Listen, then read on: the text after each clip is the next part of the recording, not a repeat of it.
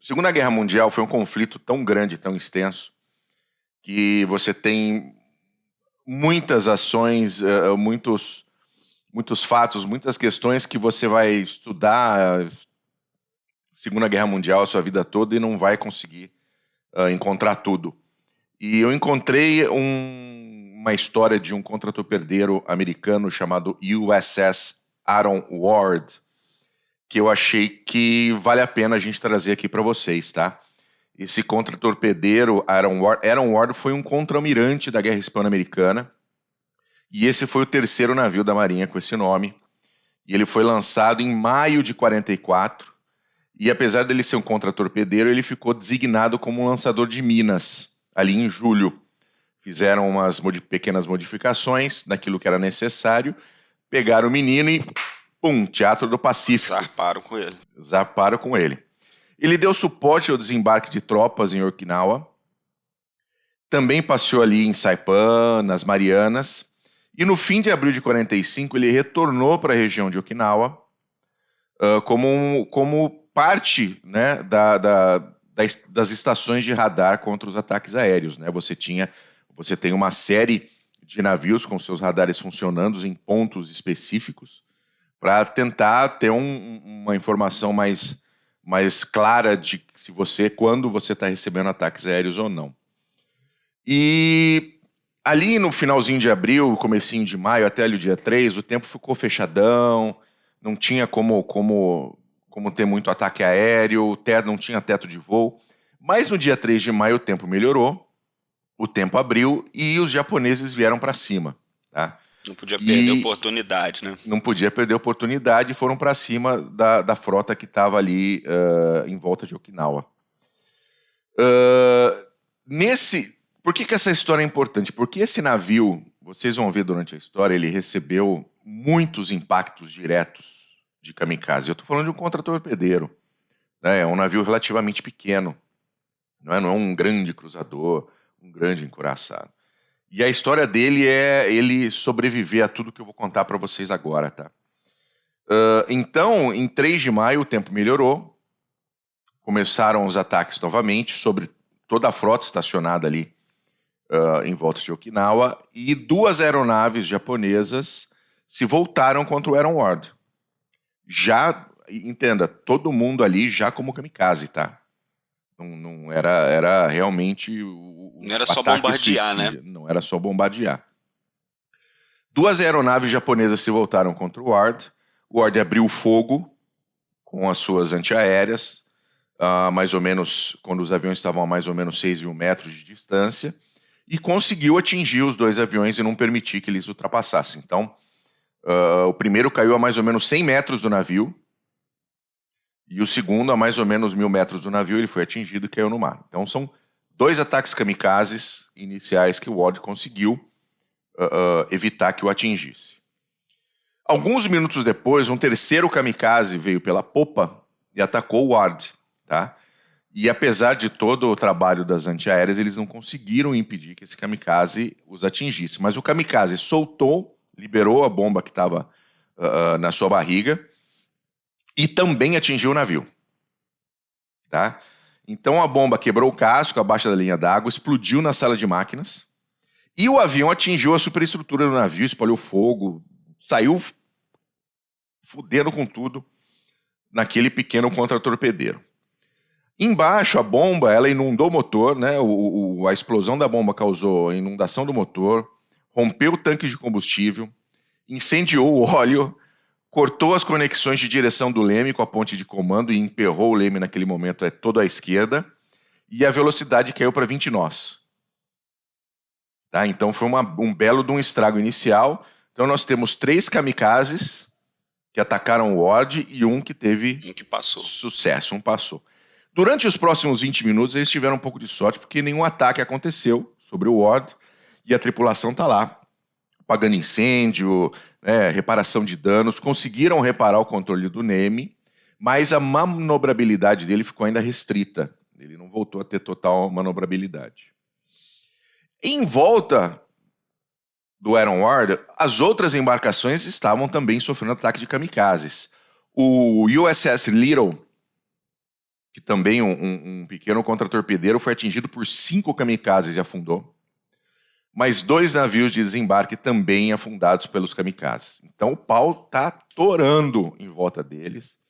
Fogo no navio, o pessoal reparando, tentando fazer com que o navio pudesse continuar a se defender. O navio parado é navio morto, basicamente. Então, mais 2 kamikazes começaram a sua descida para fazer o ataque sobre o Ward. Mas as antiaéreas conseguiram derrubar esses 2 também antes de atingir o navio. Tá? Então nós tivemos aí 5 ataques e 1 que teve sucesso.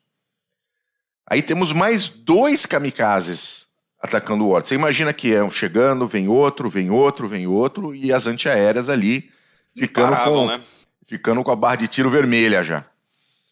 Mais 2 kamikazes atacaram o Ward, o primeiro visando a ponte.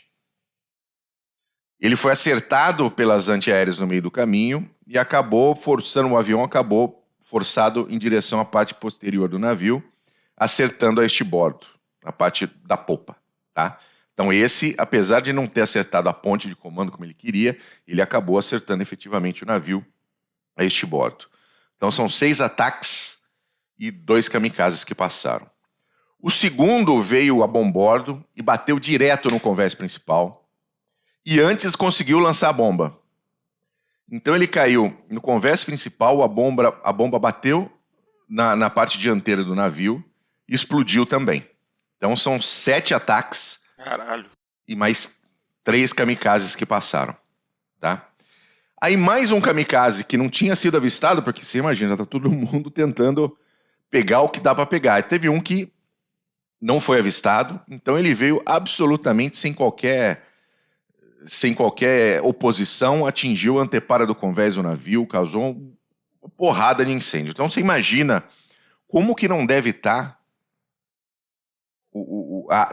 toda a superestrutura do navio, que já teve 4 hits com kamikazes e 2 bombas.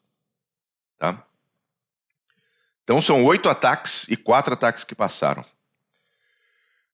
Mais um kamikaze passou. Louco. Carregado de bombas, colidiu com a torreta número 2, explodindo tudo à sua volta na proa do navio. Tá? Não, eu falei 8 e 4, né? Sim. Aí teve mais 2. Um a bombordo com a superestrutura novamente e esse segundo carregado de bombas com a torreta número 2. 10 ataques e 6 sucessos.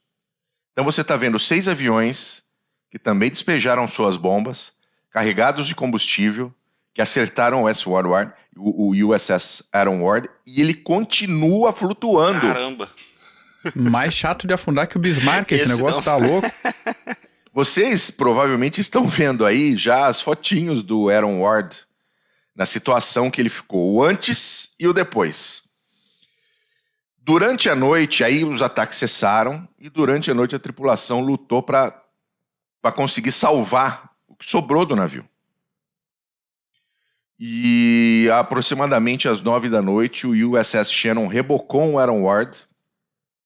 E na manhã de 4 de maio, ele chegou até a ilha de Kerama-Retto, onde ele iniciou reparos. Ele permaneceu lá de 4 de maio até 11 de junho, quando ele partiu por suas próprias forças para os Estados Unidos, chegando em Nova York em agosto. Esse aí difícil, viu? Esse falou, não vou morrer, não. Poxa, tem que ter um filme, não é possível. São 10 ataques de kamikazes e 6 ataques que conseguiram passar por toda a tentativa de serem impedidos pelas antiaéreas, e o cara não afundou, velho.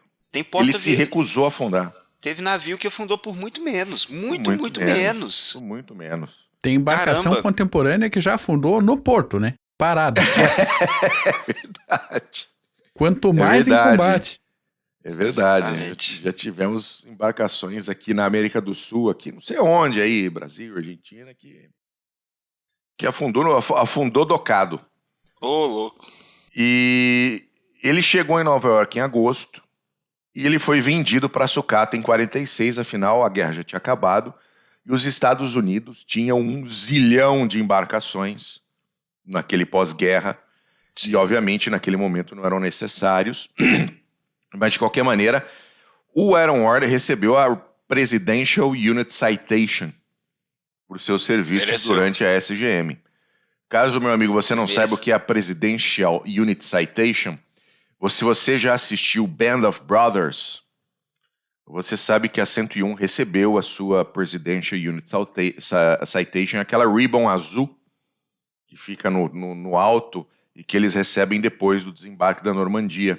Vocês vão lembrar da cena no pub, não era? No pub, exatamente, a cena no pub.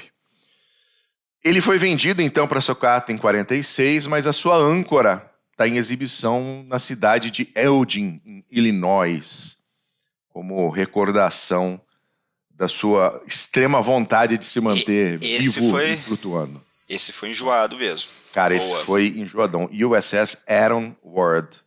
Boa. Realmente. E depois o nome Aaron Ward foi inclusive retirado das listas de nomes para embarcações dos Estados Unidos. Esse foi o último USS Aaron Ward. Um contratorpedeiro lançador de minas que se recusou a morrer. Merecido. Penduraram o nick dele. Muito justo. Nick pendurado. E que camisa aposentada. É isso aí. Isso. Camisa aposentada, muito bom.